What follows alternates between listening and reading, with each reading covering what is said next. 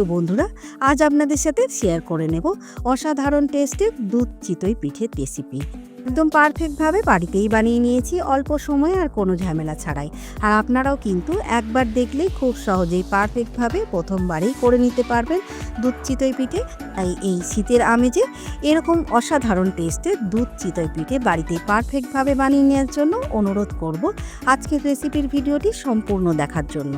সাথে অনুরোধ করব ইউটিউবে আমার হ্যাঙ্গামন চ্যানেলটিকে একটি সাবস্ক্রাইব করে দেওয়ার জন্য, সাথে একটি লাইক, কমেন্ট আর শেয়ার করে দেবেন প্লিজ, কারণ আপনাদের একটি সাবস্ক্রাইব আমাকে অনেক মোটিভেট করে এগিয়ে যাওয়ার জন্য। নমস্কার বন্ধুরা, আমি রাখি হ্যাঙ্গামনের আরেকটি সুন্দর নতুন রেসিপির ভিডিওতে আপনাদের সকলকে স্বাগত জানাই। তো চলুন বন্ধুরা, শুরু করে দিই আজকের রেসিপি। বন্ধুরা, দুধ চিতই পিঠে করার জন্য প্রথমে রেডি করে নেব দুধটা। তার জন্য এখানে আমি দুধ নিয়ে নিচ্ছি 1 কেজি। এখন দুধটাকে খুব ভালো করে বয়েল করে নেব। তো দেখুন বন্ধুরা, দুধটা কিন্তু ভালোভাবে বয়েল হয়ে গেছে। এখন এই দুধের মধ্যে ফ্লেভারের জন্য অ্যাড করে দেবো 4 থেকে 5টা ছোট এলাচ। সাথে মিষ্টির জন্য দিয়ে নেব 50 গ্রাম চিনি। এখন চিনিটাকে খুব ভালো করে মেল্ট করে নেব দুধের সাথে।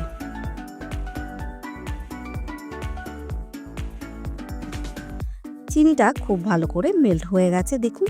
এখন এই দুধের মধ্যে দিয়ে নেব 150 গ্রাম খেজুরের গুড়।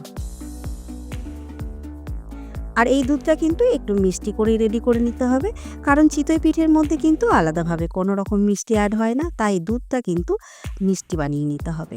এখন গুড়টাকেও খুব ভালোভাবে দুধের সাথে মেল্ট করে নিয়েছি, আর দুধটা খুব ভালো করে বয়েল করে নিচ্ছি। বন্ধুরা, দুধ কিন্তু একদম রেডি হয়ে গেছে। এখন গ্যাসের ফ্লেম অফ করে নামিয়ে রেখে রেডি করে নেব পিঠের ব্যাটারটা। তার জন্য এখানে বোলের মধ্যে নিয়ে নিচ্ছি 1 কাপ আতপ চালের গুঁড়ো, সাথে অ্যাড করে দিচ্ছি 1/3 কাপ ময়দা, সাথে দিয়ে নিচ্ছি স্বাদ মতো নুন, সাথে দিয়ে নিচ্ছি 1 চামচ বেকিং পাউডার। এখন সমস্ত শুকনো উপকরণ খুব ভালো করে মিক্স করে নেব। এখন সুন্দর একটা ব্যাটার তৈরি করে নেব পিঠের জন্য। তার জন্য এখানে নিয়ে নিয়েছি কুসুম গরম জল। এখন প্রয়োজন মতো জল দিয়ে তৈরি করে নেব সুন্দর একটা পাতলা ব্যাটার।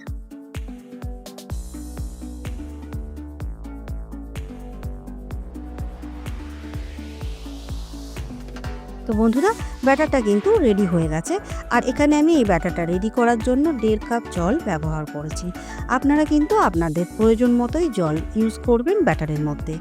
ব্যাটারের কনসিস্টেন্সি আপনারা দেখেই নিয়েছেন। তো চলুন এখন এই ব্যাটারটাকে 10 থেকে 15 মিনিটের জন্য রেস্টে রেখে দেব। তো বন্ধুরা, 15 মিনিট রেস্টে রেখে দিয়েছিলাম ব্যাটারটা। এখন দেখুন ব্যাটারের কনসিস্টেন্সি আপনাদেরকে দেখিয়ে দিই কীরকম। ঠিক এরকম স্মুথ ব্যাটার একটা রেডি করে নিতে হবে। আর আপনারা যদি এইভাবে দেখেন তাহলেই বুঝতে পারবেন ব্যাটারটা কতটা ঘন। তো চলুন, ব্যাটার একদম রেডি। এখন তৈরি করে নেব পিঠেগুলো। তো বন্ধুরা, পিঠেগুলো তৈরি করে নেব এই খোলার মধ্যে, কারণ গ্রাম বাংলায় কিন্তু এইভাবে সুন্দর করে খোলার মধ্যেই পিঠেগুলো রেডি করে। আর আপনারাও গ্যাসের মধ্যেই খুব সহজেই পিঠে রেডি করে নিতে পারবেন এরকম খোলায়, বা না চাইলে কড়াইয়ের মধ্যে। এখন এই খোলার মধ্যে অল্প একটু ঘি ব্রাশ করে নিলাম। ঘিটা ব্রাশ করলে কিন্তু সুন্দর একটা সুগন্ধ আসে। এখন খোলাটা কিন্তু প্রচণ্ড গরম হয়ে গেছে। অ্যাড করে দিচ্ছি তৈরি করা পিঠের ব্যাটারটা। পরিমাপ মতো দিয়ে নেবেন। ছোট্ট ছোট্ট পিঠে আমি এখানে রেডি করে নেব। দেখুন, এখন কভার করে দিলাম এরকম একটা খোলার ঢাকনা দিয়ে। পিঠেটাকে বেক করে নেব 2 থেকে 3 মিনিট মিডিয়াম ফ্লেমে। তো বন্ধুরা, 3 মিনিট হয়ে গেছে।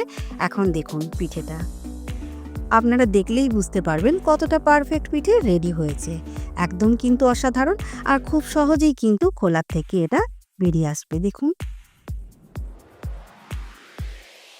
একদম পারফেক্ট, কত ছিদ্রযুক্ত আর কতটা সুন্দর ফুলেছে পিঠেটা আপনারা দেখেই বুঝতে পারছেন।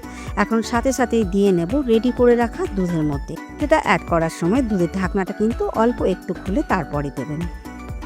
তো চলুন আবার একইভাবে রেডি করে নেব পিঠেগুলো। খুবই সহজ এই পিঠেগুলো কিন্তু রেডি করা।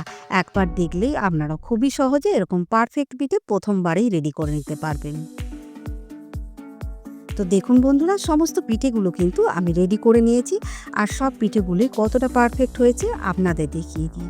যতটা সফট পিঠেগুলো ভিতর থেকে ততটাই কিন্তু সুন্দর।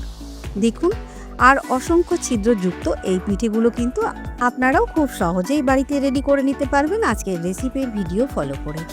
তাই বন্ধুরা, এই শীতের আমেজে এরকম পারফেক্ট দুধ চিতই পিঠে বাড়িতেই ট্রাই করে অবশ্যই কিন্তু সকলের সাথে এই পৌষ পার্বণের আনন্দ উপভোগ করবেন। সাথে কমেন্ট করে জানাবেন খারাপ লাগলে।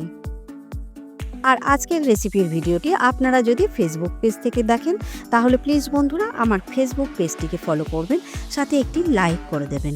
আর আপনারা চাইলে আমার ইনস্টাগ্রাম চ্যানেলটিকেও ফলো করে রাখতে পারেন, কারণ সমস্ত নিউ রেসিপির ভিডিওর ফার্স্ট আপডেট কিন্তু সেখানেই পেয়ে যাবেন। তো বন্ধুরা, সকলকে জানাই অসংখ্য ধন্যবাদ আজকের ভিডিওটা শেষ পর্যন্ত দেখার জন্য।